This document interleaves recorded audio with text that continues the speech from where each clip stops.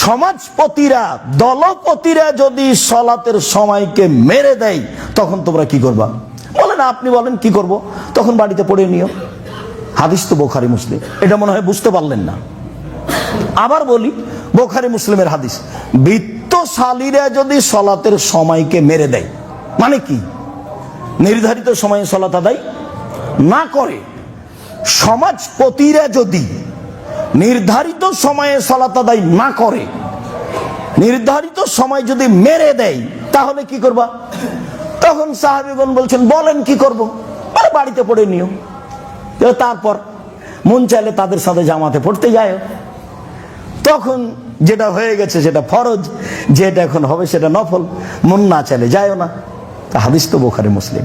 বাড়িতে পড়ার অনুমতি দিচ্ছেন, আপনি প্রয়োজনে আসর পড়েন বাড়িতে, ফজর পড়েন বাড়িতে। এর অর্থ এই নয় যে আপনি তার সাথে 5টায় সালাত আদায় করবেন, এটা হতেই পারে না। এই নয় যে আপনি সূর্য ওঠার সময় পূর্ব আপনি সালাত আদায় করবেন, এটা হতেই পারে না। আমি তো এটা বললাম, আপনার তো বিবেচনা আছে। মাছ দিয়ে ভাত খেলে আপনি কাঁটা ফেলে খান, কাঁটা সহ খান না। আর ঢাকা শহরে 1 শতক জমি কিনলে তার যে কত কাগজ, 22, 62, 72 জমি জরিপ আছে কিনা, এই আছে কিনা, সেই আছে কিনা, খারিজ আছে কিনা, সব দেখেন। আর রাসূলের বিধানটা পরকালের জন্য করবেন, এটা একটু দেখা লাগবে না? আব্দুল রাজ্জাক সাহেবের কথা ছেড়েই দিলাম। আমি তো মানুষ, আমি তো বিবেচনা করে দেখতে পারি। আপনি বিবেচনা করে দেখবেন, এটাই ঠিক। ইবাদতের জগতে সবচেয়ে দামি ভিন্ন ধরনের ব্যতিক্রম ইবাদত, যেই ইবাদতের কোনো আপোষ নাই, পৃথিবীতে কোনো আপোষই নাই, পড়তেই হবে। মানুষের জীবনে সবচেয়ে গুরুত্বপূর্ণ, সবচেয়ে ব্যতিক্রম ইবাদত হলো সালাত, যার সাথে কিয়ামত পর্যন্ত তার বয়স শেষ হওয়া পর্যন্ত আপোষ করতে পারবে না, যার জরিমানা নেই। হুজুর বলছেন জানাজার সময়, এই ছেলে, তোমার বাপের কয় ওয়াক্ত সালাত কাজা হয়েছে? হুজুর 3 ওয়াক্ত। আচ্ছা আচ্ছা, 5, 5, 15, 1,500 টাকা দাও। জানাজা করে দিল। আল্লাহ রাসূল বলছেন তার কাফারা নেই, উমরি কাজা নেই, সালাত এগুলো চলে না। সন্ধ্যের নামে ইবাদত নেই। আপনার বয়স এখন 80, একদিনও নামাজ পড়েননি, উমরি কাজা নেই। আজকে জোহরের সালাত আদায় করে বলেন, আল্লাহ আমার ভুল হয়েছে, মাফ করে দাও। আল্লাহ বলবেন, ঠিক আছে দিলাম।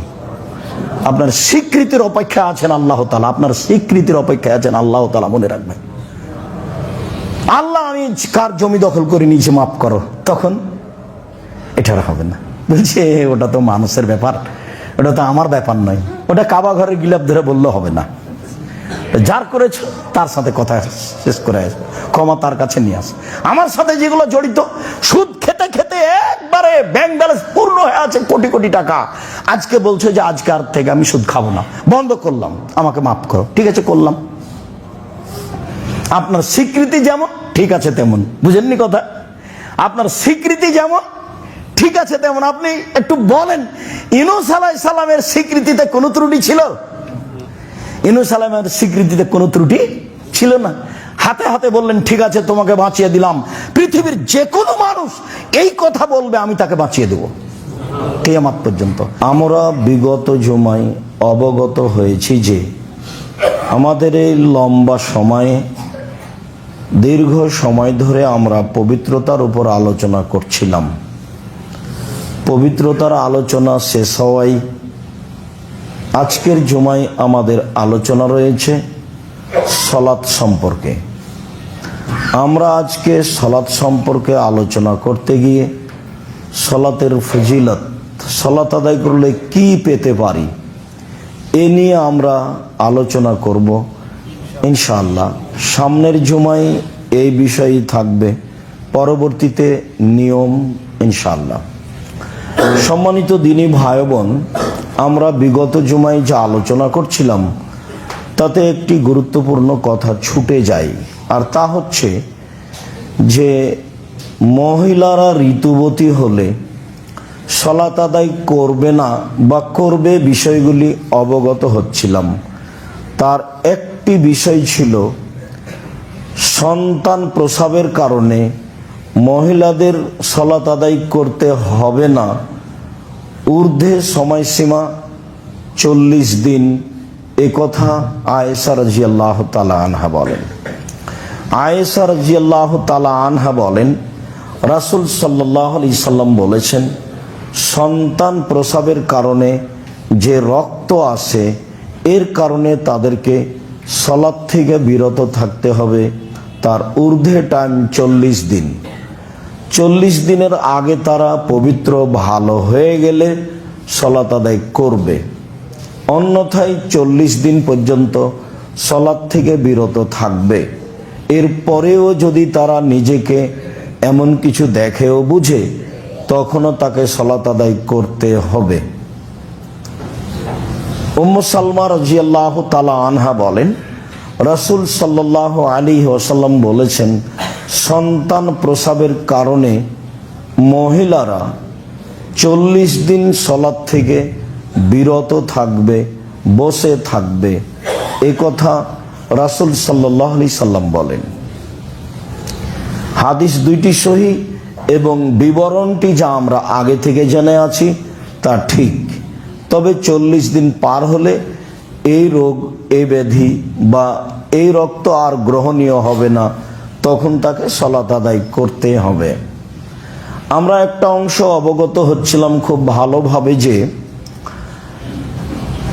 হিন্দুরা নারীদের দাম দেয়নি, ইহুদি দেয়নি, খ্রিস্টান দেয়নি। যাকে জাহেলিয়াতের যুগ বলা হয়েছে, আমাদের নবী আসার পূর্বের যুগ, তারাও নারীদের দাম দেয়নি। মর্মে আমরা পেশ করছিলাম আল্লাহ কিভাবে নারীদের দাম দিলেন, মুহাম্মদ সাল্লাল্লাহু আলাইহি সাল্লাম কিভাবে নারীদের দাম দিলেন। মর্মে বলতে গিয়ে একটি গুরুত্বপূর্ণ হাদিস আয়েশা রাদিয়াল্লাহু তাআলা আনহা থেকে ছিল। তিনি বলেন যে আশরাবুল মা ওয়া আনা হায়েদ, আমি নিজে পানি পান করি তখন আমি ঋতুবতী। সুম্মা উনাবিলহু, তারপর আমি গিলাসটা রাসূলের হাতে দিই। ফায়াদাউ ফাহু ফি মাউদি ফিয়া, দেখি তিনি মুখ লাগালেন গিলাসের সেখানেই যেখানে আমি মুখ লাগিয়ে পানি পান করেছি। রাসূল সাল্লাল্লাহু আলাইহি সাল্লাম তার স্ত্রীর কাছে বিক্রি হয়ে যাননি, এটা আপনি ভুল বুঝবেন না। আল্লাহ বলছেন অজাআলনা বাইনাহুম মাওয়াদ্দাতা ওয়া রাহমা, আমি আল্লাহ স্বামী স্ত্রীর মাঝে ভালোবাসা, ভ্রাতৃত্বভাব সৃষ্টি করেছি। সেইটা কি? আমাদের দেশে তো কথায় কথায় তালাক। ওরাও যেমন আছে 19-20 সহ্য করে না, তোমার বাসায় থাকবো না, তুমি ছেড়ে দাও, এই এই কথা নাই, সতা নাই। মাস 6 মাস বছর চলছে, কথা বলে না স্বামীর সাথে, খুব ঘুরছে। ছেলে আছে, মেয়ে আছে, ছেলের বন্ধুরা আছে, মেয়ের বান্ধবীরা আছে, আত্মীয় স্বজন আছে, তার সাথে চলছে, সংসার কাটাচ্ছে। স্বামীর আর কি প্রয়োজন? এমনটা গতিবিধি তাদেরও আছে, এমনটা গতিবিধি পুরুষেরও আছে। সামান্য 19-20 হলে তাকে গালি দেওয়া, মুখ খারাপ করা, এইটা পারিবারিক জীবনে যেন না আসে, সেই কথাটা আল্লাহ বললেন যে আমি তাদের মাঝে ভ্রাতৃত্ব ভালোবাসা সৃষ্টি করে দিয়েছি। তো তাদের মাঝে যে আল্লাহ করে দিয়েছেন, তো আল্লাহ কি নিজে এসে দেখাবেন? মুহাম্মদ সাল্লাল্লাহু আলাইহি সাল্লাম বাস্তব দেখালেন, তা আমি আর আপনি সেভাবেই দেখাবো, এটা আমাদের জিম্মেদারি। তা আপনি যদি এখন বলেন আমার স্ত্রী তো আমাকে সহ্যই করে না, পানি এভাবে খাওয়া তো বহু দূরের কথা, কতদিন থেকে আমাকে পানি দেয়নি সেই হিসেবে। এখন বিবেচনাটা আপনার কাছে। এত ভালোবাসার পরেও তালাকের বিধান আল্লাহই দিয়েছে। এত ভালোবাসার পরেও বুঝের জন্য 90 দিন সময়ও দিয়েছেন, যাতে করে মানুষ তাড়াতাড়ি বিপদে না পড়ে। আয়েশা রাদিয়াল্লাহু তাআলা আনহা বলেন, ওয়া আতারাকুল আরকা ওয়া আনা হায়েদ, আমি নিজে একটা গোস্ত দাঁতে ছিঁড়ে খেতাম। আয়েশার নিজস্ব বিবরণ, হাদিস বুখারী মুসলিম। তারপর আমি গোস্তের টুকরা রাসূলের হাতে দিতাম। ফায়াদাউ ফাহু ফি মাউদি ফিয়া, আমি দেখেছি গোস্তের ওখানেই তিনি মুখ লাগিয়েছেন যেখানে আমি মুখ লাগিয়ে গোস্তটা ছিঁড়ে খেয়েছি। এটা দিয়ে আমি আর আপনি কি বুঝলাম? তখন তো ঋতুবতী তিনি। ইহুদিটা বলছে ওকে বাড়িতে রেখে আসো, ছাই তোলা প্লেটে খেলে দাও, ওই প্লেটটা দিয়ে গিলাসটা দিয়ে ময়লা লেগা আছে, যেটা রুচি হয় না। আর জাহেলিয়াত তো বলেছে যে ওদেরকে বাড়ির পিছন দিকে একটা হিপস কুঁড়ে ঘর বানিয়ে রেখে দিতে হবে, সেখানে খাবে। কুষ্ঠরোগী মানুষ যেমন যেভাবে মানুষ বেঁচে চলে, হিসাব করে চলে, তার সাথে সেভাবে চলতে হবে। আর ওই মহিলার সাথে রাসূল সাল্লাল্লাহু আলাইহি সাল্লাম কি করলেন তা আয়েশা রাদিয়াল্লাহু তাআলা আনহা পুরো জীবন জাতির সামনে দিয়ে গেলেন যে আমি এইভাবে রাসূলের সাথে চলেছি থেকেছি। সম্মানিত দিনী ভাই বোন, অবশ্যই বিষয়টি উভয় পক্ষ থেকেই গ্রহণ করতে হবে, ধৈর্যের পরিচয় দিতে হবে। সমস্যা হলেই একেবারে যা ইচ্ছা তাই বলে ফেলতে হবে তা নয়, ও তো শয়তান করাচ্ছে। আপনি যখন বলেন ওও তখন বলে পাশাপাশি, তখন ভাবে দুইজনই যে ও কিছু বলতে পারে, আমি পারি না। আল্লাহ রাসূল বললেন যে জিজ্ঞাসা করা হলো বাঁচার পথ কি, তো বলছে আলজেমাল লেসানাক, মুখখান বন্ধ রাখো, বেঁচে যাওয়া, এটাই তো উত্তর। আল্লাহ রাসূলকে বলা হলো বাঁচার পথ কি, তাহলে বাঁচার পথ কি মানে জাহান্নাম থেকে বাঁচার পথ কি, বাঁচার পথ কি মানে সমাজ থেকে বাঁচার পথ কি, বাঁচার পথ কি মানে ঝামেলা থেকে বাঁচার পথ কি, তো উত্তর কি বললেন? মুখখান বন্ধ রেখো, এটাই তো এক নম্বর কথা। আর দুই নম্বরে বললেন জরুরি প্রয়োজন ছাড়া বাড়ি ত্যাগ করা হবে না। আপনারই হবে না তো আপনার বউ বেটি বহুদূরের কথা। এই যে দিন রাত সিঁড়িতে উঠছে, এটাই মহিলাগুলো কি সবই হিন্দু? এগুলো কি সবই ইহুদি খ্রিস্টানের? এদের কি কারো বাপ নেই? এদের কি কারো স্বামী নেই? এদের কি কারো ভাই নেই? এই সমাজই, এই পিতাই, এই ভাই, এই স্বামী নারীদেরকে একেবারে মাটিতে মিশিয়ে দিয়েছে, কুকুর শ্রীগালে পরিণত করেছে। এরাই অসভ্য। ও তো দামি সম্পদ। আল্লাহ রাসূল বলছেন আলমারাতু আওরা, মহিলা হচ্ছে ঢেকে রাখা বস্তু, ঘেরে রাখা বস্তু, সম্মানী বস্তু, ওর একটা দাম আছে। ওই যদি নিজেই রাস্তা রাস্তায় গড়ে বেড়াই, সবার সামনে খালি হয়ে ঘুরে, তো ওর দাম কে দিবে? ও তো ইবলিসের সাথে আছে। এখন ঠেকাবে কে? ঠেকাবে তার বাপ, ঠেকাবে কে? ঠেকাবে তার স্বামী। আল্লাহ রাসূল এটাই কথা বলছেন, তা আমাদের পক্ষ থেকে আর কি করার আছে? সম্মানিত দিনী ভাই বোন, রাসূল সাল্লাল্লাহু আলাইহি সাল্লাম যথাযথভাবে নারীকে মূল্যায়ন করেছেন। আয়েশা রাদিয়াল্লাহু তাআলা আনহা এবং উম্মে সালমা বা স্ত্রীর মাধ্যমে তা বাস্তব জাতির কাছে দিয়ে গেছেন। আল্লাহ তাআলা নারীদেরকে যথাযথভাবে মূল্যায়ন করেছেন, যেভাবে করা লাগে, অর্থ সম্পদ দিয়ে, মান সম্মান দিয়ে, ইজ্জত আবরু দিয়ে। আল্লাহ অনেক কিছু বলেছেন নারীদের ব্যাপারে, বিস্তারিত বিবরণ। কিভাবে কথা বলবে, কিভাবে চলবে, কিভাবে রাস্তায় হাঁটবে, তার বিবরণ আল্লাহ নিজে দিয়েছেন নারীকে লক্ষ্য করে। অথচ ইহুদি বলছে ও কিছুই না, ও তো ডাইনি, স্বামীকে খেয়ে নাই। আর খ্রিস্টান যা বলছে তো বলছে, যা আপনারা জানেন। হিন্দুরা যা করেছে তা করেছে, যা করছে তা করছে, তা তো আপনারা জানেন। সাত করে বাজনা দিয়ে বিবাহ শাদী দিয়ে বিদায় করে দিয়েছে, টাকা পয়সা দিয়ে। আর কোনোদিন এখানে এসে অর্থ সম্পদ চাইবা না, চিরদিনের জন্য বিদায় হয়ে যাও। কান্নাকাটি যাই হোক, জমি জায়গা হবে না। কান্নাকাটি যাই হোক, বাড়ি ঘর হবে না। আল্লাহ বলছেন ভাই বোন মিলে হিসাব করে ঢাকা শহরের বাড়ি ভাগ করে নিবে। আল্লাহ বলছেন, আল্লাহর নবী বলছেন, এবং বিষয়টি শক্তভাবে দেখা হয়েছে। জমি অর্থ সম্পদ বাড়িঘর বোনকে দেয় না, এটা শনি, রংপুর, দিনাজপুর, লালমনিরহাট, নীলফামারী, কুড়িগ্রাম, পঞ্চগড়, ঠাকুরগাঁও, গাইবান্ধা, জয়পুরহাট, বগুড়া, এসব ডিস্ট্রিক্টের লোক দেয় না বলে আমরা শুনি। উত্তরবঙ্গের লোক, দক্ষিণবঙ্গের লোক যথাযথ দেয়। হয়তো বা আপনি বলবেন আব্দুর রাজ্জাক সাহেব কাছাকাছি সবাই একই। হ্যাঁ, হতে পারে। আর মনে হয় যেন এত দামি সম্পদ বোনকে দিয়ে দেব, ভগ্নিপতি ভোগ করবে, কেমনে হয়? এটা আমার আর আপনার কিছু করার নাই, এ তো বিধান উপর থেকে। এখানে আমার আর আপনার কিছু করার নাই, এ তো বিধান উপর থেকে। আল্লাহর সরাসরি বিধান মেনে নেওয়াতে কল্যাণ আছে। তখন আমি ওই ছেলেটাকে বলেছি যে তোমার পিতাকে যদি আমি কুকুর শ্রীগালের চেয়ে খারাপ প্রমাণ করতে না পারি, জাতির সামনে আমি কোথায় বলবো না? তোমার দাদা মারা গেছে আজ থেকে 10 বছর আগে, এখন পর্যন্ত তোমার আব্বা তোমার ফুপুকে জমি বুঝিয়ে দেয়নি। তুমি তোমার আব্বাকে কালকে বলিও, আব্বা ভাগ্য নিয়ে এসেছে দুনিয়াতে, ভাগ্য ছেড়ে আসেনি। ভাগ্যে যদি জমিদারি থাকে জমিদারি করে খাবো, ভাগ্যে যদি ভিক্ষা করা থাকে ভিক্ষা করে খাবো। ফুফুর জমি খেয়ে বাঁচতে রাজি নই।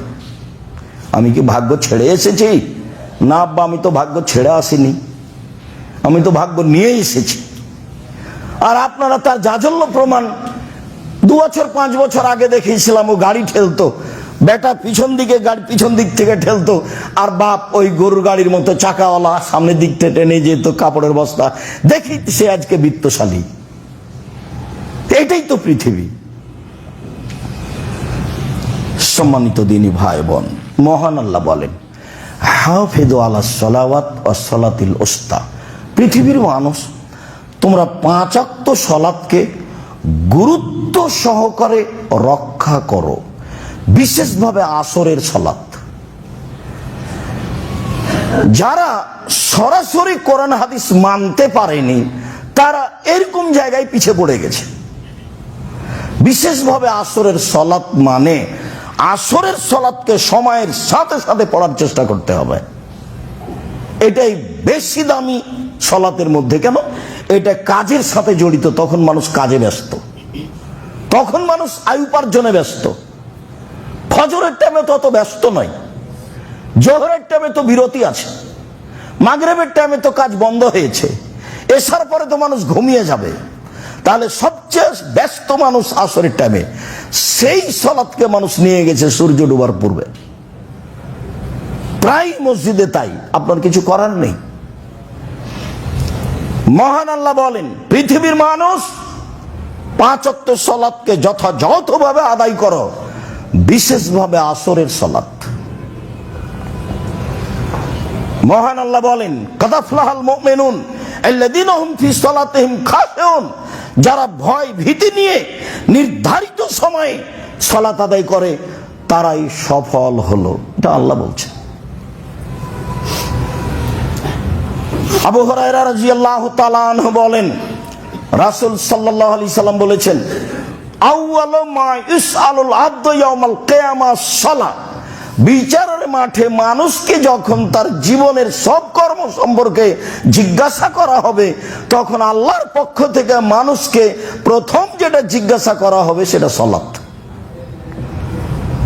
তবে কোন জায়গাতে বর্ণনায় আসবে প্রতিবেশী হক, মানুষের হক আমি কেমন আদায় করেছি, আপনি কেমন আদায় করেছেন, এ মর্মে যে বিষয়গুলিতে জিজ্ঞাসা হবে, জমি জায়গা দখল করা আর সবকিছু, পাড়া প্রতিবেশী ভাই বোন তার সাথে কেমন চলেছি, তখন প্রথম জিজ্ঞাসা হবে 2 প্রতিবেশী।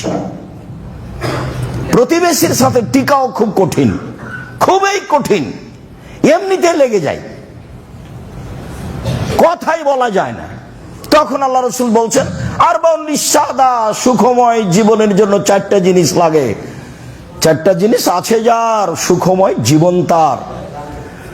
সুখময় জীবন তার 4টা জিনিস আছে যার।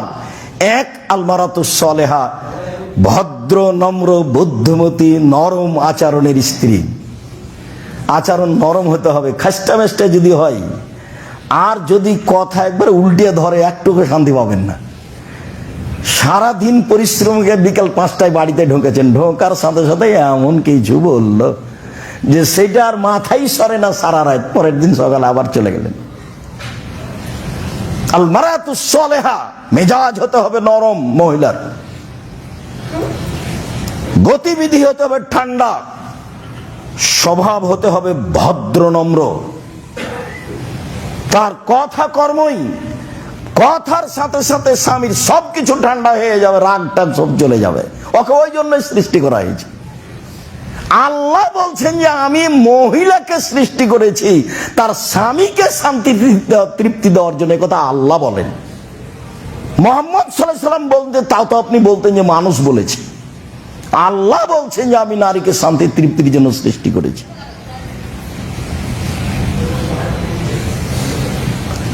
তো 2, আল জারুস সালেহ, প্রতিবেশী ভালো যার, সুখময় জীবন তার। 1 নম্বরে হলো ভালো স্ত্রী যার, সুখময় জীবন তার। 2 নম্বর প্রতিবেশী ভালো যার, সুখময় জীবন তার। 3, আল মারকাবুল হানি, একটা ভালো গাড়ি, সাইকেলটা চেন পড়ে না, গাড়িটা চাকা নষ্ট হয় না, উঠতেই চাকা নষ্ট হয়, মনে হয় যে গাড়িটা ছেড়ে রাস্তার গাড়িতে চলে যায়। কৃষক গাড়ি জমি চাষ শুরু করলে গরুটা শুয়ে যায়, কাজ করে না। তো আল্লাহ রাসূল বলছেন আল মারকাবুল হানি একটা ভালো বাহন, 4 আল বাইতুল ওয়াসে প্রশস্ত ঘর, অন্তত মেহমান যেখানে বসবে সেটা প্রশস্ত হতে হবে। কি সুবিধা মুহাম্মদ সাল্লাল্লাহু আলাইহি সাল্লাম কিভাবে সংসার করলেন। উমর রাদিয়াল্লাহু তাআলা কুঁড়ে ঘরে বসবাস করে অর্ধ পৃথিবী পরিচালনা করলেন, তখনও বাড়ি ঘর তেমন নেই।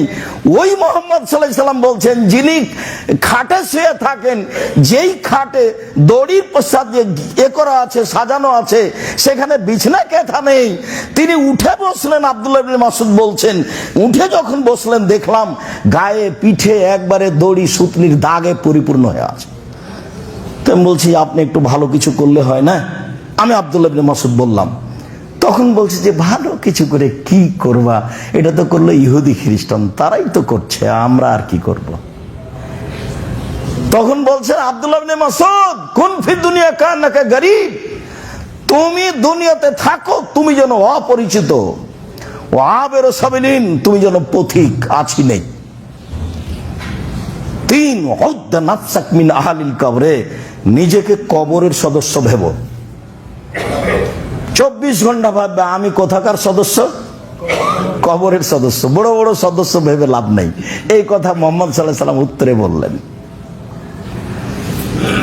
তারপরেও তিনি বলছেন যে একটা প্রশস্ত ঘর লাগবে, মানে প্রশস্ত ঘরে জীবিকা নির্বাহ কি আছে, শান্তিপূর্ণ আছে, ভালো আছে।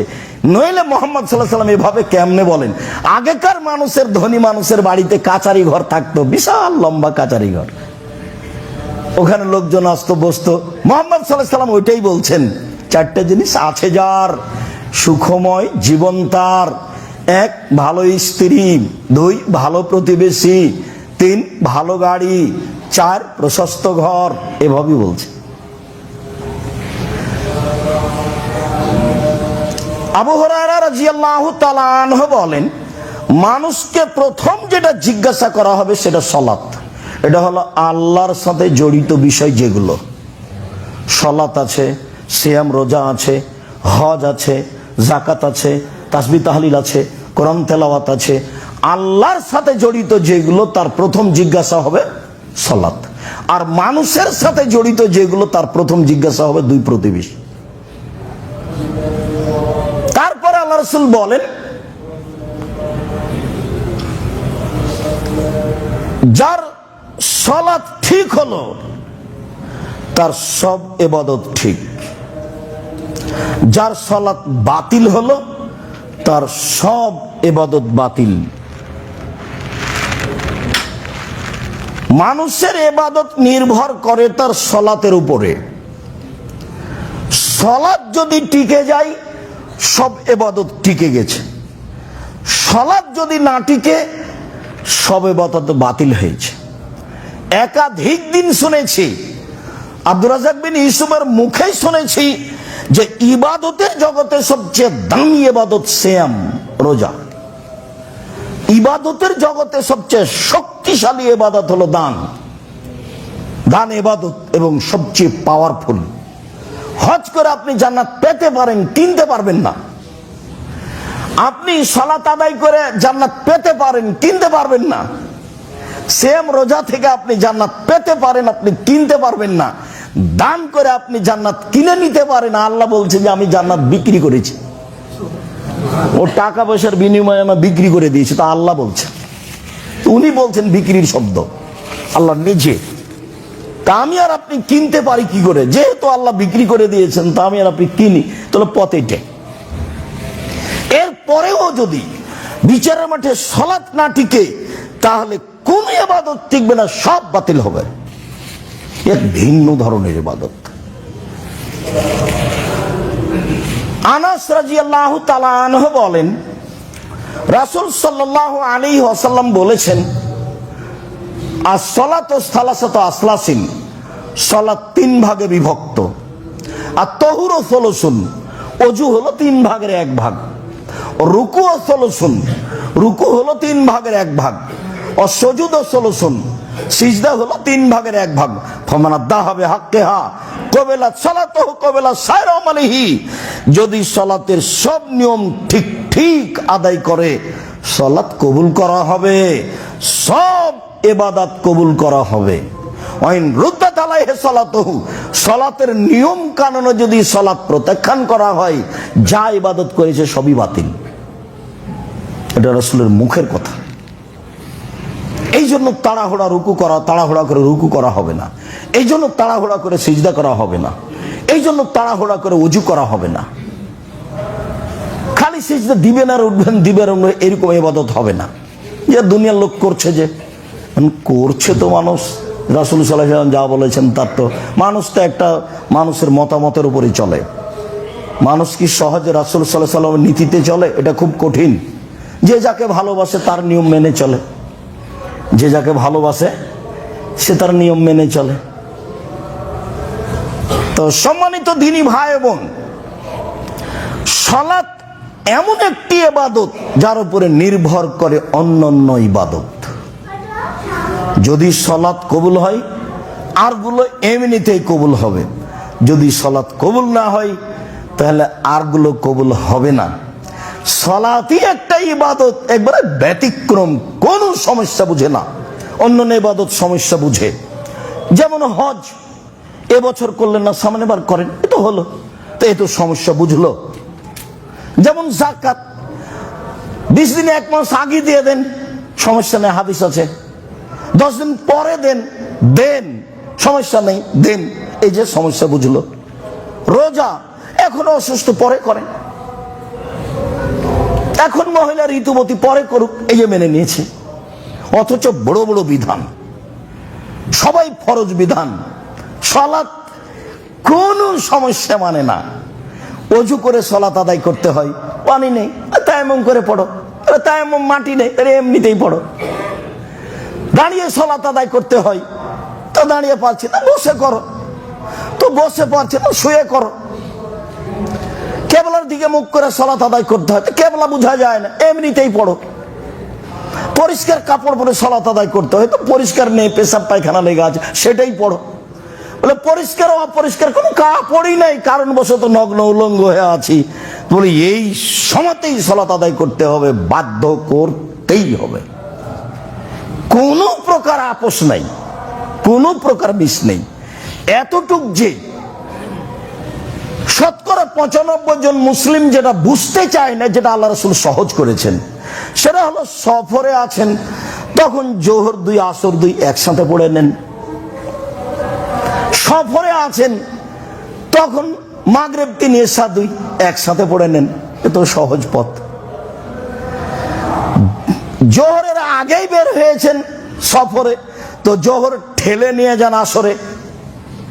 জোহরের টাইমে বের হয়েছেন, তো আসর আগে আনেন জোহরে। মাগরিবের আগে বের হয়েছেন, মাগরিব নিয়ে যান এশায়, রাত 10টা হোক না কেন, 12টা হোক না কেন, মাগরিব একবারে নিয়ে যাবেন এশায়। মাগরিবের টাইমে বের হয়েছেন, এশা নিয়ে চলে আসেন মাগরিব। সব সহিহ হাদিস, সময়ের গতিতে সব আসবে ইনশাআল্লাহ। তো আল্লাহ পথ সহজ করেছেন। এরা তো এখন বলছে যে আরে রাসূলের যুগে না বিপদ ছিল, সেজন্য এখন বিপদ নাকি, কেন জমা করতে হবে? আবার বলছে কেন কসর করতে হবে? আল্লাহর নবী বলছেন এটা আল্লাহর পক্ষ থেকে দান, তুমি দানটা নিবা না কেন? আল্লাহ বলছেন যে ঠিক আছে, আমি তোমাকে এটা করে দিলাম, সাদকা করে দিলাম, নাও, এটা 4 ছিল আমি 2 করে দিয়েছি। এটা আল্লাহর পক্ষ থেকে নেওয়া, যেটা দেওয়া হয়েছে যেটা নেওয়া উচিত, এটাই সুন্নাত। আবু হুরায়রা রাদিয়াল্লাহু তাআলা আনহু বলেন, রাসূল সাল্লাল্লাহু আলাইহি ওয়াসাল্লাম বলেছেন, as-সালাওয়াতুল খামস, 5 ওয়াক্ত সালাত, ওয়াল জুমাতু ইলাল জুমা, গত জুমা থেকে এই জুমা, ও রমাদান ইলা রমাদান, গত রমাজান থেকে সামনে রমাজান, মুকাফফিরাতুন, সব পাপ ক্ষমা। গত জুমায় পড়েছি সালাত, এই জুমাও পড়বো, মধ্যের পাপ নেই, গেছে। গত রমাজানে করেছি সিয়াম, এই রমাজানে করব, মধ্যের পাপ গেছে। জোহরের পড়েছি, আসরের পড়ব, মধ্যের পাপ মিটে গেছে, সব শেষ। কখন? এজাজতনে বাতিল কাবায়ের, যখন কাবিরা গুনাহ থেকে বেঁচে থাকবে তখন। কাবিরা গুনাহ এভাবে শেষ হয় না। সুদ খাওয়া কাবিরা গুনাহ, ঘুষ দেওয়া কাবিরা গুনাহ, শিরক করা কাবিরা গুনাহ, বাপ মায়ের অবাধ্য চলা কাবিরা গুনাহ, মিথ্যে সাক্ষী কাবিরা গুনাহ, জেনা কাবিরা গুনাহ, রাহাজানি কাবিরা গুনাহ, হত্যা করা কাবিরা গুনাহ, লুটপাট করা কাবিরা গুনাহ, জমি দখল করা কাবিরা গুনাহ। যাওয়ার সময় দেখবেন কে বড় ক্ষতিগ্রস্ত একটা বই আছে, সব যা আলোচনা আছে সবই কাবিরা গুনাহ। তো মানুষ যদি কাবিরা গুনাহ থেকে বেঁচে থাকে তাহলে মধ্যে যা হয়েছে তা মিটে যায়, মধ্যে যা হয়েছে তা মিটে যায়। তো কাবিরা গুনাহের জন্য কি করতে হবে? অনুতপ্ত হয়ে আর করব না বলে স্বীকৃতি দিয়ে বলতে হবে আস্তাগফিরুল্লাহ ওয়া আতুবু ইলাইহি, বলতেই থাকতে হবে। মুসা আলাইহিস সালাম এক থাপড় দিয়ে তো মানুষ মারলেন, ফেরাউন তো যা বলল তা বললই। মুসা আলাইহিস সালাম প্রথমে ফেরাউনকে বললেন স্বাধীনতা ফিরিয়ে দেন, স্বাধীনতার খুব দাম আছে। একবারে গিয়েই মুসা আলাইহিস সালাম প্রথম বাক্য ফেরাউনকে বলছে স্বাধীনতা ফিরিয়ে দেন, মানে বনী ইসরাইলকে ছেড়ে দেন, দাসদাসী করে রেখেছেন কেন? তো এখন ফেরাউন কি বলবে? এখন ফেরাউন বলছে, ও তোমাকে তো আমি লালন পালন করেছি, তুমি তো আমার মাঝে বহুদিন ছিলে, শিশুকালে আমি তোমাকে লালন পালন করেছি, যেগুলো করেছে সেগুলো এখন বলতে লাগলো। তারপরে তুমি তো আমার মাঝে বহুদিন ছিলে, আরে তুমি তোমার কর্ম করেছো, যা করেছো, তুমি থাপ্পড় দিয়ে মানুষ মেরেছো, তুমি বড় অকৃতজ্ঞ। একসাথে এতটি বাক্য বলে থামলো ফেরাউন। তখন মুসা আলাইহিস সালাম বলছেন, হ্যাঁ আমি যা করেছি তা করেছি, তখন আমি ভুল পথে ছিলাম, মানে আমি থাপ্পড় দিয়ে মানুষ মেরেছি, আমি তোমার ভয়ে দেশ ছেড়েছি। আমার প্রতিপালক আমাকে জ্ঞানে গুণে পূর্ণ করেছেন, তিনি আমাকে নবী করেছেন, তুমি আমার প্রতি অনুগ্রহ করেছো, অনুগ্রহ করে তুমি আমাকে খোটা দিয়েছো, খোটা দিয়ে তুমি বনী ইসরাইলকে দাসদাসীতে পরিণত করেছো, তুমি বড় উদ্ধত স্বৈরাচার সীমা লঙ্ঘন করেছো। এই পর্যন্ত মুসা আলাইহিস সালাম বললেন। দাওয়াত সরকারকে দিতে হবে, পদটা দখল করতে হবে না, পদটা দখলের জন্য চেষ্টা করতে হবে না, হলো বোকামি, তখন হবে মারামারি। ওকে বলতে হবে আপনি ঠিক হন। এই যে ফেরাউনের চেয়ে দাম্ভিক, বদ, স্বৈরাচার, জুলুমবাজ পৃথিবীর ইতিহাসে কেউ নেই। সেখানে সেখানে মুসা আলাইহিস সালাম এইভাবে কথা বলছে। আবু হুরায়রা রাদিয়াল্লাহু তাআলা আনহু বলেন, রাসূল সাল্লাল্লাহু আলাইহি ওয়াসাল্লাম বলেছেন, আর আইতুম ইন্না বাবিকুম ফি নাহারিন ইয়াগতাসিলু ফিহি কুল্লা ইয়াউমিন খামসা মাররা আও খামসান। আচ্ছা তোমরা কি মনে করো, সঙ্গী সাথীকে বলছে, আচ্ছা সঙ্গী সাথী তোমরা কি মনে করো, তোমাদের বাড়ির সামনে যদি একটা নদী থাকে, সেখানে যদি 5 বার গোসল করো, হালিয়াবকামিন দারানিহি শায়, তাহলে কি গায়ে ময়লা থাকবে? মানে বেশি পরিষ্কার করলে তো ময়লা থাকে না, তাহলে কি ময়লা থাকবে? কালু লায়াবকামিন দারানিহি শায়, জি না, তা তো থাকবে না। স্বীকৃতি নিলেন, তা তো থাকবে না। তখন আল্লাহ রাসূল বলছেন, ফাযালিকা সালাওয়াত মিসলু যালিকা সালাত ইয়ামুল্লাহু বিহিনাল খাতায়া। এই 5 ওয়াক্ত সালাত দিয়ে আল্লাহ সব পাপ মিটিয়ে দিবেন, মধ্যে যেগুলো ছিল সেগুলো গেছে। কাবিরা গুনাহ ব্যতীত যা হবে, ওইখানে বাক্যটা ছেড়ে এসেছি। তো মুসা আলাইহিস সালাম এক থাপ্পড় দিয়ে মানুষ মারলেন, এখন মরা পর্যন্ত বলতে থাকলেন, রব্বি ইন্নী যালামতু নাফসি ফাগফিরলি, হে আমার প্রতিপালক আমি ভুল করেছি, আমাকে মাফ করো। আল্লাহ বললেন যে আমি মাফ করে দিলাম। এর পরেও বিচারের মাঠে যখন আমরা যাব তার কাছে, যে আপনি তো খুব দামি মানুষ, আল্লাহর সাথে কথা বলেছেন, এমন তো কেউ সুযোগ পায়নি, সরাসরি বিশাল সব দামি মানুষ আপনি, আপনার সম্মান ভাবাই যায় না। আল্লাহর নবী বলছেন, সবাই যখন কিয়ামতের মাঠে অজ্ঞান হয়ে যাবে, তখন সর্বপ্রথমে আমার জ্ঞান ফিরবে। জ্ঞান ফিরলে আমি দেখব মুসা আলাইহিস সালাম আল্লাহর আরশ ধরে ঝুলছেন, তখন তার জ্ঞান পূর্ণ।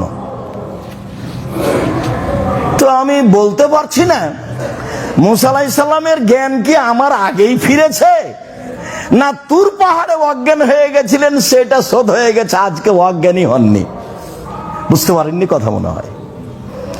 যখন সবাই দাবি জানিয়েছিল আপনাকে মানবো আল্লাহ বলে, মুসা একটু আল্লাহকে দেখাও না, তাই কি আর দেখা যায়? না দেখালে তোমাকে মানতে পারছি না।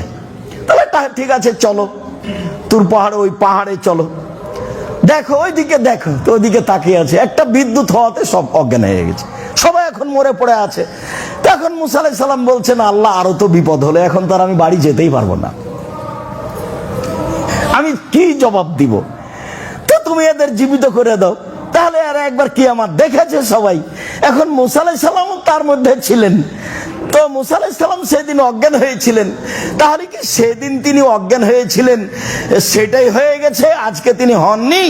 আমি মুহাম্মদ সাল্লাল্লাহু আলাইহি ওয়াসাল্লাম নিশ্চিত বলতে পারছি না তিনি এভাবে বলে গেছেন। তিনি কি আসলে অজ্ঞান হননি, না আমার আগেই তিনি চেতনা ফিরিয়ে পেয়েছেন? তা আমি বলতে পারছি না। এই কথা মুহাম্মদ সাল্লাল্লাহু আলাইহি ওয়াসাল্লাম বলেন। 5 ওয়াক্ত সালাত আদায় করলে তোমাদের গায়ে ময়লা থাকবে কি? না। তো ঠিক 5 ওয়াক্ত সালাত আদায় করলে মানুষের পাপ মিটে যাবে, এই কথা রাসূল সাল্লাল্লাহু আলাইহি সাল্লাম বলেন। 5 ওয়াক্ত সালাতের অনেক গুণ। আল্লাহুম্মা সাল্লি আলাইহি আল্লাহুম্মা বারিক আলাইহি। আলহামদুলিল্লাহ ওয়াহদা ওয়াসসালাতু ওয়াসসালামু আলা মান লা নাবিয়্যা বাদা। আবু হুরায়রা রাদিয়াল্লাহু তাআলা আনহু বলেন, রাসূল সাল্লাল্লাহু আলাইহি সাল্লাম বলেছেন, আলা আদুল্লুকুম মা ইয়ামহুল্লাহু বিহিল খাতায়া ইয়ারফাউ বিহি দারাজাত। এই হাদিসটা আমরা এখানে আলোচনার দ্বিতীয় খুতবায় শুনেছি। আমি কি তোমাদের একটা আমলের কথা বলে দিব না, যাতে পাপ মিটে যাবে, মান বেড়ে যাবে? তো সাহাবীগণ বলেন সেটা কি? তো আল্লাহ রাসূল বললেন, ইসবাগুল ওযু, ভালো করে ওযু করা। 2 কাসরাতুল খুতা ইলাল মাসাজিদ, পায়ে হেঁটে মসজিদে যাওয়া। 3 ইন্তেজারুস সালাত বাদা সালাত, সালাতের পরে সালাতের অপেক্ষা করলে পাপ মিটে যাবে, মান বেড়ে যাবে। ফলাফলে আরো আছে যে হয়ে যাবে সেই দিনের মতো যেদিন তার মাতাকে জন্ম দিয়েছে, নিষ্পাপ হয়ে যাবে। ওযু করে যখন মানুষ সালাত আদায় করে তখন মানুষ নিষ্পাপ হয়ে যায়। যেমন ওযুর হাদিসে একটা হাদিস শুনেছি, জাল ওযু ইয়াহদু ওয়া কানা কাবলাহু, ওযু অতীতের সব পাপকে মিটিয়ে দেয়। তো সালাতও সব পাপকে মিটিয়ে দেয়, এই ক্ষমতা আল্লাহ তাআলা সালাতের মধ্যে দিয়েছেন। মুহাম্মদ সাল্লাল্লাহু আলাইহি সাল্লাম সেভাবেই বলেছেন। তো এখন সালাত কবুল হওয়া না হওয়া সেটা আমাদের বিষয়, আমরা যেভাবে জানবো বুঝবো সেভাবে আমলের চেষ্টা করবো ইনশাআল্লাহ। আব্দুল্লাহ ইবনে মাসউদ রাদিয়াল্লাহু তাআলা আনহু বলেন, একজন লোক আসাবা মিন ইমরাতিন কবলাতান, কোন নারীর সাথে অশ্লীল কাজ করে বসে বা অশ্লীল কাজের কাছাকাছি এরকম কিছু। তারপরে ও রাসূলের কাছে আসলো, এসে বলল যে আল্লাহর নবী আমি এই অন্যায় করেছি। তো আল্লাহ রাসূল তাকে কিছু বললেন না, বিষয়টা তার কাছে জিজ্ঞাসা করলেন না, কি হয়েছে, কি ঘটনা, কিছু বললেন না। তো কিছু যখন বললেন না, তো লোকটি রাসূল সাল্লাল্লাহু আলাইহি সাল্লামের সাথে সালাত আদায় করলো। যখন ও সালাত আদায় করলো তখন রাসূল সাল্লাল্লাহু আলাইহি সাল্লাম বলছেন যে তুমি যে অন্যায় করেছো এই অন্যায় সালাতের কারণে আল্লাহ মিটিয়ে দিয়েছেন। ফাগাফারাল্লাহু লাকা বিহাযা, এই সালাতের মাধ্যম দিয়ে আল্লাহ তোমার ওটা মিটিয়ে দিয়েছেন। তখন ওই ব্যক্তি বা অন্য ব্যক্তি বলছেন, আল্লাহর নবী আলিয়া হাদা মাখসুস, এটা কি আমার জন্য খাস? তখন আল্লাহ রাসূল বলছেন, না না, লে জামিয়া উম্মতি কুল্লিহিম, আমার সব উম্মত, সবাই, কেউ যদি চূড়ান্ত কাবিরা গুনাহে না যায় তাহলে তার সালাতের মাধ্যমে সব মাফ। আবার আনাস রাদিয়াল্লাহু তাআলা আনহু বলেন জা রাজুলুন ইলান নবী সাল্লাল্লাহু আলাইহি ওয়াসাল্লাম ওয়াকালা ইন্নী আশাদ্দু হাদ্দান ফাকিমহু আলাইয়া। একটা লোক এসে বলছে, আল্লাহ রাসূল, আমি এমন একটা অপরাধ করেছি যাতে আপনাকে শাস্তি দিতে হবে, অতএব আপনি আমাকে শাস্তিটা দিয়ে ফেলেন। তখন আল্লাহ রাসূল তাকে কিছু বললেন না। ফাহাজারাতি সালাত, ইতিমধ্যে সালাতের টাইম হয়ে গেছে।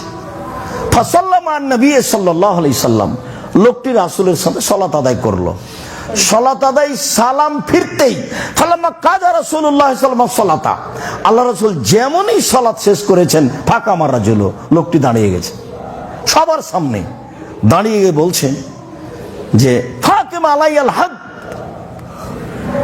হে আল্লাহর নবী, আপনি আমার প্রতি শাস্তি বাস্তবায়ন করুন। ফি কিতাবাল্লাহ, আল্লাহর বিধান আপনি আমার উপরে বাস্তবায়ন করুন। তখন আল্লাহ রাসূল তাকে বলছেন, আলাইসা কাদ সাল্লাইতা মা'ানা, কেন তুমি আমাদের সাথে সালাত আদায় করনি? হ্যাঁ আপনার সাথে, না হ্যাঁ আপনার সাথে আমি সালাত আদায় করলাম। তখন রাসূল সাল্লাল্লাহু আলাইহি ওয়াসাল্লাম বলছেন, কাদ গাফারাল্লাহু লাকা হাদ্দাকা, তুমি যেটা ভাবছো যে আমাকে শাস্তি দিতে হবে, আমি শাস্তির উপযুক্ত হয়েছি, সালাতের কারণে আল্লাহ সেটা মিটিয়ে দিয়েছে। হাদিস কিন্তু বুখারী মুসলিম। এখানে আরেকটা কথা উল্লেখ্য যে মানুষ পাপ করছে, করবেই, স্বাভাবিক। মানুষই মানুষ যখন ফিরে আসবে কাউকে না বলে, তা আল্লাহ তার পাপ গোপন রেখে দিবেন, কিয়ামতের মাঠেও গোপন রাখবেন। তখন যখন মানুষ নিজেকে বুঝবে যে আমি পাপী, যখন নিজেকে বলবে আমি পাপী, স্বীকৃতি দিবে। ইউনূস আলাইহিস সালামের মতো, ইউনূস আলাইহিস সালামকে আল্লাহ অনুমতি দেননি। জনগণ তোমার কথা শোনে না বলতেই থাকো, তো জনগণের উপরে গজব আসবে, এই কথা বলে আপনি পালিয়ে যান কেন? আল্লাহ তাআলা ইউনূস আলাইহিস সালামকে বলছে, আরে জনগণ আপনাকে মানেনি, তো মানেনি, সেই জন্য জনগণের উপরে গজব আসবে, এই করে পালিয়ে যান মানে? তো নৌকায় উঠলেন, নৌকা আর চলে না। তো নৌকা আর চলে না, তো বলে কি ব্যাপার? তাহলে লটারিতে যার নাম আসবে তাকে পানিতে, সাগরে ফেলে দিতে হবে। তো লটারিতে বারবার তার নামই আসে, সবাই বলে এত ভদ্র নম্র মানুষ, তিনি তো নবী, তো তার নামই আসলো, ফলাফলে তাকে ফেলে দিতে হলো, মাছে খেয়ে নিল। তো উনি বললেন, লা ইলাহা ইল্লা আনতা সুবহানাকা ইন্নী কুনতু মিনাজ জালিমিন, আল্লাহ ছাড়া কোনো মাবুদ নাই, তোমার পবিত্রতা বর্ণনা করি, আমি অপরাধী। ক্ষমা চাইলেন কি? না তো, ক্ষমা চাননি। ক্ষমা চেয়েছেন আদম আলাইহিস সালাম, ক্ষমা চেয়েছেন মূসা আলাইহিস সালাম, কিন্তু ইউনূস আলাইহিস সালাম ক্ষমা চাননি, বললেন যে আমি অপরাধী।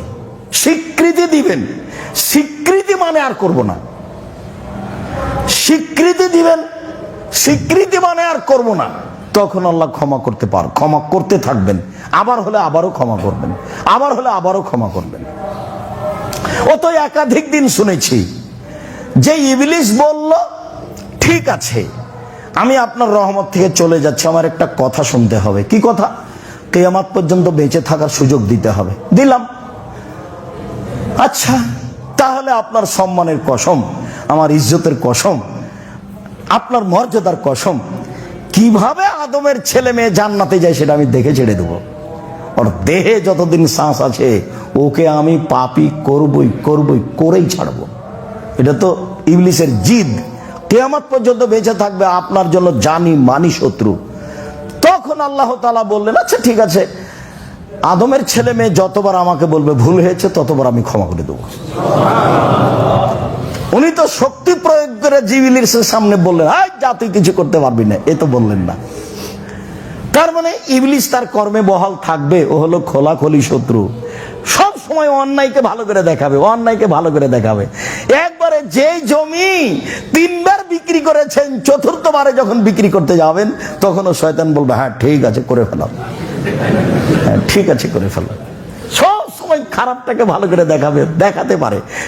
আদম আলাইহিস সালামের সামনে বলছে, আমি উত্তম উপদেশদাতা, আপনি আমার কথা শোনেন। সরাসরি যদি ইবলিস এসে বলে, থাকা হবে না এখানে, আল্লাহ আপনাকে ফাঁকি দিয়েছে, ধোকা দিয়েছে, এই কথাকে আর আদম আলাইহিস সালাম মুসলমানের তো নবী, এখন এসাই বলছেন আমি উত্তম উপদেশ দাতা, আমি হচ্ছি পৃথিবীতে সবচেয়ে বড় উপদেষ্টা, এই পৃথিবীতে সবচেয়ে বড় উপদেষ্টা, আমি উত্তম কল্যাণকামী, আমার কথা শোনেন আপনি। আল্লাহ আপনাকে জান্নাতে থাকতে দিবেন না, সেই জন্য ফল খেতে নিষেধ করেছেন, তারপর আর নেই। এখন স্ত্রী বলছেন খাও না, খাও। কত বলে লোকটা, কসম করে বলে খাও না, এত শক্ত করে বলে। তো আদম আলাইহিস সালাম ভাবছেন কেমন কথা হলো, আল্লাহ এখনই নিষেধ করলেন এটা খেতে হবে, ভাবছেন। কিছুক্ষণ পরে আবার চলে এসেছে, এসে বলছে যে আমি উত্তম উপদেশ দাতা, উত্তম ভালো, খায়ের শব্দ ব্যবহার হয়েছে কোরআন মাজিদে। আবার নাই, তখন বউ আবার বলছে, তখন খেয়ে ফেলেছেন। সবাই যখন বলে খেয়ে ফেলি, যেমন খেয়ে ফেলেছেন, তখন আল্লাহ বলছেন না আমি তো এটা বলিনি, আমি তো নিষেধ করেছি। এবার তখন উনি তো বলতে লাগলেন রব্বানা যালামনা আনফুসানা ওয়া ইল্লাম তাগফির লানা ওয়া তারহামনা লানাকুনান্না মিনাল খাসিরিন। আব্দুল্লাহ ইবনে মাসউদ রাদিয়াল্লাহু তাআলা আনহু বলেন রাসূল সাল্লাল্লাহু আলাইহি সাল্লামকে আমি জিজ্ঞাসা করলাম যে আইয়ুস সালাতে আহাব্বু ইলাল্লাহ, আইয়ুল আমালে আহাব্বু ইলাল্লাহ, আমলের মধ্যে সবচেয়ে প্রিয় আমল আল্লাহর কাছে কোনটা, এটা জিজ্ঞাসা। এবার উত্তর দেখেন, হাদিস কিন্তু বুখারী মুসলিম। as-salatu liwaqtiha, সালাতকে নির্ধারিত সময়ে আদায় করা আমলের যুগে সবচেয়ে, আমলের জগতে সবচেয়ে উত্তম আমল। খালি 5টার সময় আজান দিয়ে আসর পড়লেই হবে? সূর্য ওঠার সময় আজান দিয়ে ফজর পড়লেই হবে? সূর্য ডুবার পরপরই একটু পরে আজান দিয়ে এশা পড়লেই হবে? এশার সালাত যত দেরি হবে তত নেকি বেশি আছে। মাগরিবের সালাত যত তাড়াহুড়া করে নির্ধারিত সময় হবে তত বেশি নেকি আছে। আসরের সালাত যত একবারে নির্ধারিত সময়ের উপরে হবে তত নেকি বেশি আছে। এ তো বিধান, এ তো আর একজনকে মেনে চলা, আসলে কিছু নয়। কিন্তু আসলে হলো এই যে ইউনূস আলাইহিস সালামকে স্বীকৃতি দিতে হবে, আসলে হলো এই যে আপনাকে মেনে নিতে হবে। জি, নবী বলেছেন মেনে নিলাম, আর কে কি বলেছে এটা ভাববার সুযোগ নেই, খালি মেনে নেওয়া। সালাত তো আমাকে 5টার সময় আসরের পড়াই লাগলো, তো এখন সেইটা পড়তে চাচ্ছি 3টে, 3:15, 3:30। তো সেটা আল্লাহ রাসূল বলছেন, জিজ্ঞাসা হলো সবচেয়ে উত্তম আমল কোনটি, তখন উত্তর কি আসলো? সালাতকে তার নির্ধারিত সময়ে আদায় করা। হাদিস বুখারী মুসলিম। আমি আবার জিজ্ঞাসা করলাম সুম্মান, বলেন তারপর কোনটা? তখন তিনি বললেন বিরুল ওয়ালিদান, পিতামাতাকে মেনে নেওয়া। আমলের জগতে সবচেয়ে প্রিয় আমল হলো পিতামাতাকে মেনে নেওয়া। 3, আমি আবার জিজ্ঞাসা করলাম তারপরে? তিনি বললেন আল জিহাদু ফি সাবিলিল্লাহ, আল্লাহর পথে জিহাদ করা। তো আল্লাহর পথে জিহাদ তো আসলে আমরা বাস্তব দেখতে পাই না। কেতাল পার্টি রাতে রাতে মানুষ মেরে দিয়েছে, ওরা বলছে আমরা মুজাহিদ, এটা তো নয়। ঘুমের ঘরে মানুষকে মেরে দেওয়া, তো এটা তো জিহাদ নয়। আমরা কে বড় লাভবান ভাই বিস্তারিত লিখেছি, বইয়ের নাম কে বড় লাভবান। তাতে কোনটা জিহাদ কোনটা কেতাল তা আমরা বিস্তারিত দেখেছি, যা লিখেছি সেটা যাওয়ার সময় দেখবেন। বলছিলাম দিনী ভাই বোন, রাসূল সাল্লাল্লাহু আলাইহি সাল্লাম সবচেয়ে প্রিয় আমল কোনটা দেখালেন সেটা যেন মাথায় থাকে। as-salatu liwaqtiha, সালাতকে তার সময়ে আদায় করা। শেষ টাইমে আদায় করে বলবেন যে বুজুর্গানে দিনে বলেছেন, এটা হবে? শেষ টাইমে আদায় করে বলবেন বড় হুজুরেরা কি জানতেন না? আপনি সব জানেন, আমি কিছুই জানি না, আপনি জানেন। আপনি এখন এখান থেকে বের হয়ে আপনি রিয়াদুস সালেহিন বই পড়েন, এখান থেকে বের হয়ে বাংলা বুখারী বই পড়েন, এখান থেকে বের হয়ে বাংলা মুসলিম পড়েন। যেইটা আপনার কাছে সিদ্ধান্ত আসবে বিবেচনায় সেটাই করবেন, তবে কোনো জায়গাতে ভালোবাসা রেখে করবেন না। ভালোবাসা মানুষকে বোকা বানায়, ভালোবাসা মানুষকে বোকা বানায়। একবার যদি কোনো মেয়েকে ভালোবেসে ফেলেন, জাহান্নামে ঢোকানো ছাড়া পর্যন্ত আপনি থাকতে পারবেন না। সবসময় পাপটা দেখবেন ভালো, পাপটা দেখবেন ভালো, পাপটা দেখবেন ভালো। সুন্দর করে সাজিয়ে নিচ্ছে যে ওই সময়তে আসিও কথা হবে, ওই সময়তে কথা বলে বলো, আপনি ঠিক ওই সময়তে প্রস্তুত, আপনি ঠিক ওই সময়তে চলে গেছেন। শয়তান এমন পাগল বানালছে, মনে হয়েছে আপনি একটা আস্ত পাগল। এটা ইবলিসের কাজ। ও তো ওয়াদা করে নিয়েছে রাসূলের আল্লাহর সামনে। বিবেচনা ছাড়া তো আপনি ভালোবাসা দিয়ে কাজ করলে নির্ধারিত সময়ে সালাত আদায় করতে পারবেন না। জাবের রাদিয়াল্লাহু তাআলা আনহু বলেন, রাসূল সাল্লাল্লাহু আলাইহি সাল্লাম বলেছেন, বাইনাল আবদি ওয়া বাইনাল কুফরি তারকুস সালাহ, সালাত আদায় করে যে সে মুসলমান, সালাত আদায় করে না যে সে কাফের। হাদিস মুসলিম। জাবের রাদিয়াল্লাহু তাআলা আনহু বলেন, রাসূল সাল্লাল্লাহু আলাইহি সাল্লাম বলেছেন, আল আহাদুল্লাযী বাইনানা ওয়া বাইনাহুম, আমাদের মাঝে আর ইহুদি খ্রিস্টানদের মাঝে ওয়াদা অঙ্গীকার যেটা, আমাদের মাঝে আর ইহুদি খ্রিস্টানদের মাঝে তফাৎ যেটা, সেটা হলো সালাত। ওরা সালাত আদায় করে না, আমরা করি। ওরা সালাত আদায় করে না, আমরা করি। এই হলো সালাত। উবাদা ইবনে সামিত রাদিয়াল্লাহু তাআলা আনহু বলেন, রাসূল সাল্লাল্লাহু আলাইহি ওয়াসাল্লাম বলেছেন, আস-সালাওয়াতুল খামস, 5 ওয়াক্ত সালাত, ইফতারাদাহুন্নাল্লাহু তাআলা, আল্লাহ এটা ফরজ করেছেন। মান আহসানা ওযুহুন্না, কোন ব্যক্তি যদি সালাতের ওযুকে সুন্দর করে করে, সাল্লাহুন্না লিওয়াক্তিহিন্না, সালাতকে তার যদি নির্ধারিত সময়ে আদায় করে, কথাটা কিন্তু বারবার আসছে, ফাসাল্লাহুন্না লিওয়াক্তিহিন্না, সালাতকে তার যদি নির্ধারিত সময়ে আদায় করে, ইন্নাস সালাতা কানাত আলাল মুমিনিনা কিতাবাম মাওকুতা, নিশ্চয় সালাত মুমিনের উপরে নির্ধারিত সময় লেখা আছে, আল্লাহ বলছেন। এখন আল্লাহ নবী বলছেন তাকে যদি নির্ধারিত সময় আদায় করে, তারপরে বাক্যটা শোনেন, ওয়া আতাম্মা রুকুহুন্না ওয়া খুশুহুন্না, রুকু সিজদাটা ঠিক ঠিক করে, ভীতিটা ঠিক ঠিক দেখায়। অমনোযোগী হয়ে সালাত আদায় করলে হবে? 20 রেখাত তারাবি পড়ছেন, 10 রেখাতের পরে মাথায় হাতে বলছেন আল্লাহ সুবহান, আরো 10 আছে, কখন যে হবে। বিরক্তির শেষ নাই। আর সিজদা দিলেন আর উঠলেন, দিলেন আর উঠলেন।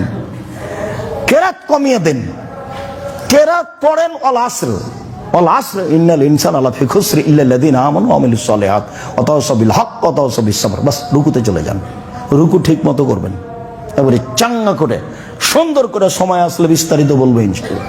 সিজদা সুন্দর করে করেন, একবারে চাঙ্গা করে সুন্দর করে সিজদা করবেন। তারপরে আত্তাহিয়াত পড়ে সালাম ফিরে দেন, যদি না সময় থাকে দুরূদ পড়ে সালাম ফিরে দেন, সময় থাকলে পড়তেই থাকেন একবারে রব্বির হামহুমা কামা রাব্বায়ানি সাগীরা পর্যন্ত, যা আছে মুখস্থ সালামের পরে সব বলেন। সময় নাই, আত্তাহিয়াত দুরূদ পড়েই সালাম ফিরে দেন।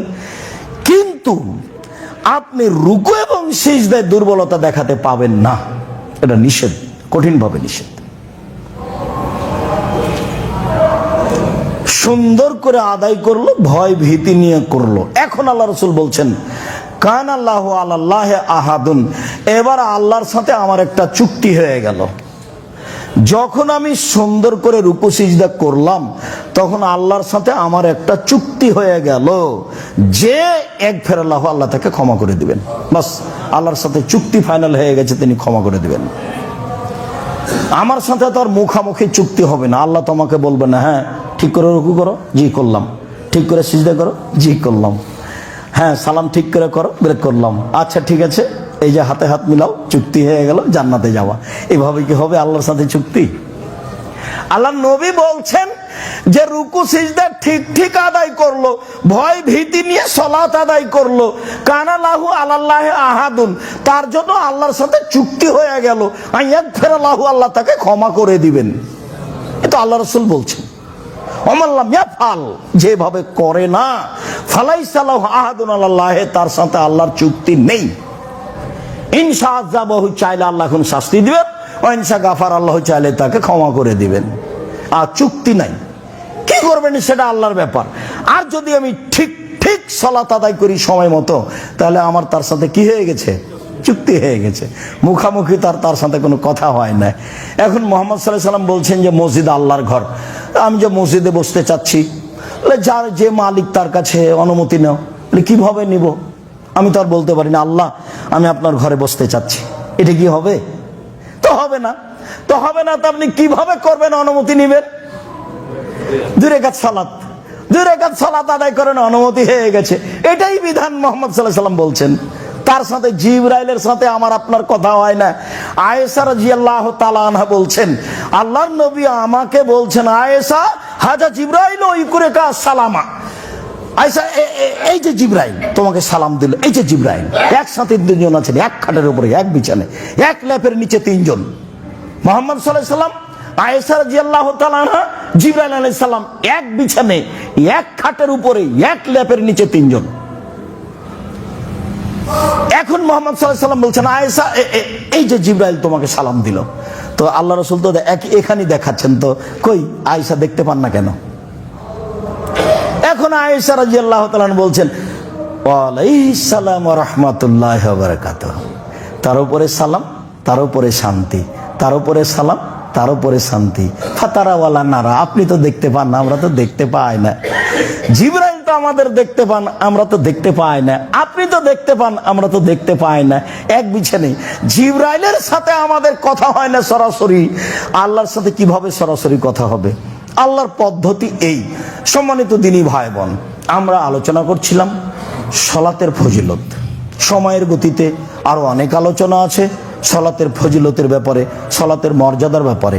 আপাতত আজকের মতো এই পর্যন্ত বলে আমি আপনাদেরকে আন্তরিকভাবে অনুরোধ জানাচ্ছি যে ভুলেও কখনো তাড়াহুড়া করে সালাত আদায় করবেন না। তাড়াহুড়া দেখাবেন কোন জায়গায়? কিরাত। মনে থাকবে না মনে হয়? আরো যদি তাড়াহুড়া দেখাতে চান তাহলে আসেন, সূরা ফাতিহা পড়ার পরে বলবেন কাফ, রুকুতে চলে যান। এক আয়াত হয়ে গেছে।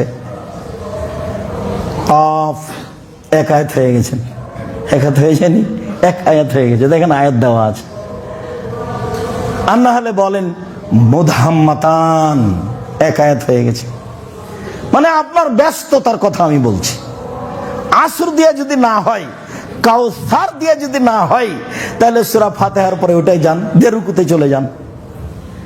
কিন্তু রুকু সিজদায় তাড়াহুড়া করতে পাবেন না। রুকু সিজদাকে তার 6 স্থানে সুন্দর করে বহাল রাখতে হবে। উম্মে হানি বলছেন, মক্কা বিজয়ের পরে আল্লাহর নবী আমার বাসায় ঢুকলেন, তিনি 8 রাকাত চাস্তের সালাত আদায় করলেন। এত হালকা সালাত আমার জীবনে আমি কোনোদিন দেখিনি। তবে রুকু সিজদা ঠিক ঠিক করলেন, 8 রাকাত চাস্তের সালাত আদায় করলেন। এত তাড়াহুড়া করে সালাত আদায় করতে আমি কোনোদিন দেখিনি। তবে রুকু সিজদা ঠিক ঠিক করলেন।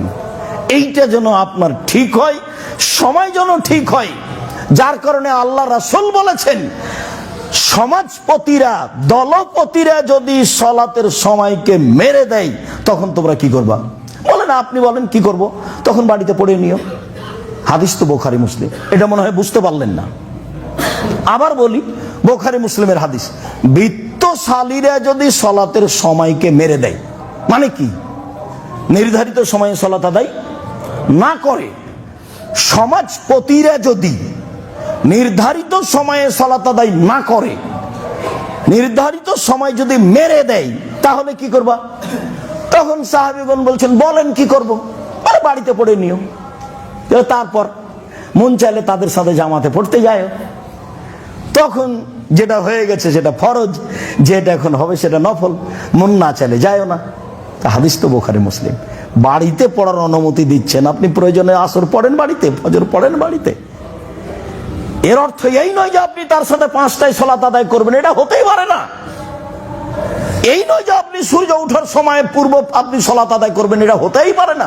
আমি যেটা বললাম, আপনার তো বিবেচনা আছে। মাছ দিয়ে ভাত খেলে আপনি কাঁটা ফেলে খান, কাঁটা সহ খান না। আর ঢাকা শহরে 1 শতক জমি কিনলে তার যে কত কাগজ, 22, 62, 72 জমি জরিপ আছে কিনা, এই আছে কিনা, সেই আছে কিনা, খারিজ আছে কিনা, সব দেখেন। আর রাসূলের বিধানটা পরকালের জন্য করবেন, এটা একটু দেখা লাগবে না? আব্দুল রাজ্জাক সাহেবের কথা ছেড়েই দিলাম। আমি তো মানুষ, আমি তো বিবেচনা করে দেখতে পারি। আপনি বিবেচনা করে দেখবেন, এটাই ঠিক। ইবাদতের জগতে সবচেয়ে দামি ভিন্ন ধরনের ব্যতিক্রম ইবাদত, যেই ইবাদতের কোনো আপোষ নাই, পৃথিবীতে কোনো আপোষই নাই, পড়তেই হবে। মানুষের জীবনে সবচেয়ে গুরুত্বপূর্ণ, সবচেয়ে ব্যতিক্রম ইবাদত হলো সালাত, যার সাথে কিয়ামত পর্যন্ত তার বয়স শেষ হওয়া পর্যন্ত আপোষ করতে পারবে না, যার জরিমানা নেই। হুজুর বলছেন জানাজার সময়, এই ছেলে তোমার বাপের কয় ওয়াক্ত সালাত কাজা হয়েছে? হুজুর 3 ওয়াক্ত। আচ্ছা আচ্ছা, 5 5 15 1,500 টাকা দাও। জানাজা করে দিল। আল্লাহ রাসূল বলছেন তার কাফারা নেই, উমরি কাজা নেই, সালাত এগুলো চলে না, সন্ধ্যের নামে ইবাদত নেই। আপনার বয়স এখন 80, একদিনও নামাজ পড়েননি, উমরি কাজা নেই, আজকে জোহরের সালাত আদায় করে বলেন আল্লাহ আমার ভুল হয়েছে, মাফ করে দাও। আল্লাহ বলবেন ঠিক আছে দিলাম। আপনার স্বীকৃতির অপেক্ষা আছেন আল্লাহ তাআলা, আপনার স্বীকৃতির অপেক্ষায় আছেন আল্লাহ তাআলা, মনে রাখবেন। আল্লাহ আমি কার জমি দখল করে নিয়েছি মাফ করো, তখন এটা হবে না। বলছে ওটা তো মানুষের ব্যাপার, ওটা তো আমার ব্যাপার নয়, ওটা কাবা ঘরে গিলাপ ধরে বললে হবে না। যার করেছ তার সাথে কথা শেষ করে আস, ক্ষমা তার কাছে নিয়ে আস। আমার সাথে যেগুলো জড়িত, সুদ খেতে খেতে একবারে ব্যাংক ব্যালেন্স পূর্ণ হয়ে আছে কোটি কোটি টাকা, আজকে বলছো যে আজকে আর থেকে আমি সুদ খাবো না, বন্ধ করলাম, আমাকে মাফ করো। ঠিক আছে করলাম। আপনার স্বীকৃতি যেমন ঠিক আছে তেমন, বুঝেননি কথা? আপনার স্বীকৃতি যেমন ঠিক আছে তেমন। আপনি একটু বলেন, ইউনূস আলাইহিস সালামের স্বীকৃতিতে কোনো ত্রুটি ছিল? ইউনূস আলাইহিস স্বীকৃতিতে কোনো ত্রুটি ছিল না। হাতে হাতে বললেন ঠিক আছে তোমাকে বাঁচিয়ে দিলাম। পৃথিবীর যে কোনো মানুষ এই কথা বলবে আমি তাকে বাঁচিয়ে দেব কিয়ামত পর্যন্ত। সম্মানিত দিনী ভাই বোন, অবশ্যই আলোচনা মেনে চলার চেষ্টা করবেন, আল্লাহ কবুল করুক। অবশ্যই দানের হাতটা প্রশস্ত করবেন, খালিভাবে যেন কোটাটা পার না হয়, এটা খুব ভালোভাবে মনে রাখবেন। যারা কর্মচারী আছি তারাও, যারা এখানে ছাত্র আছি তারাও, যারা শিক্ষক আছি তারাও, সবাই